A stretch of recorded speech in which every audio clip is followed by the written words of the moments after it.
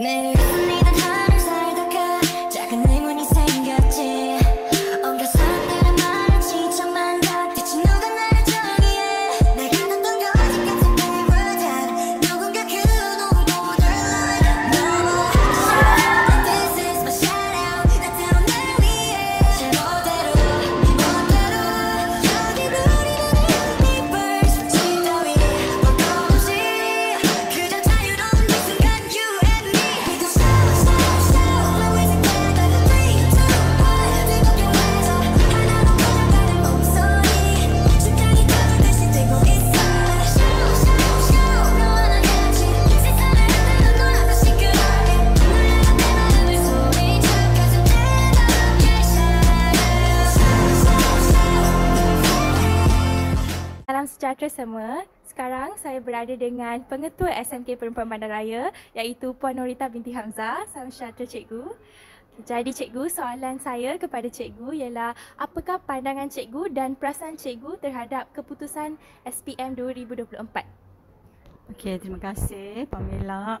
Sebenarnya cikgu bersyukur kerana pencapaian SPM 2024 lebih baik daripada 2023 di mana grade purata sekolah pada tahun 2023 ialah 3.96 tapi berjaya dikecilkan untuk tahun 2024 kepada 3.79.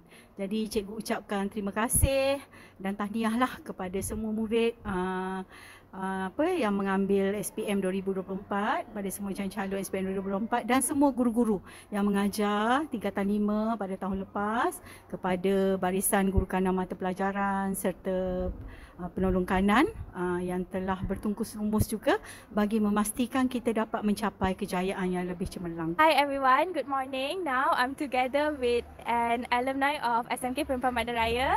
Her name is Anusia Nuri. Hi Akak. Hi Pamela. Okay, so can you introduce yourself?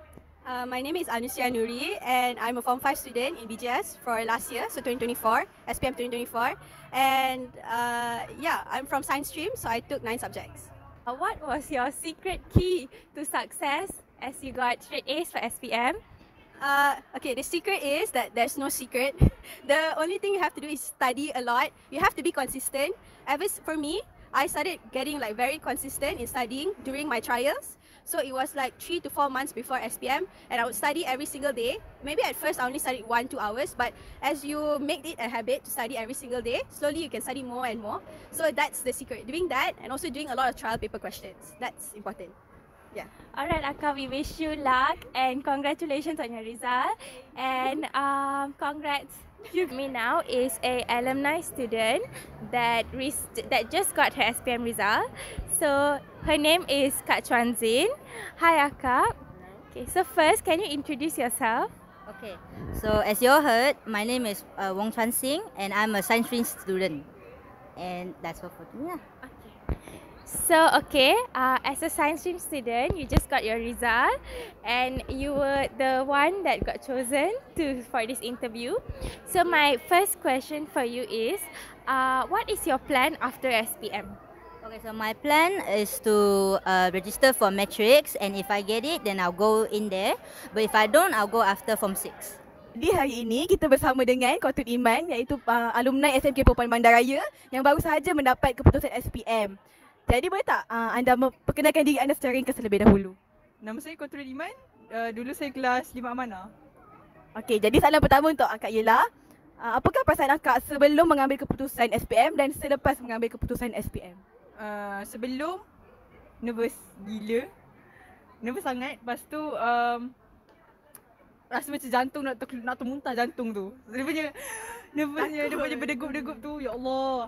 Tapi lepas dapat tu korang macam ni jangan fikir negatif lah.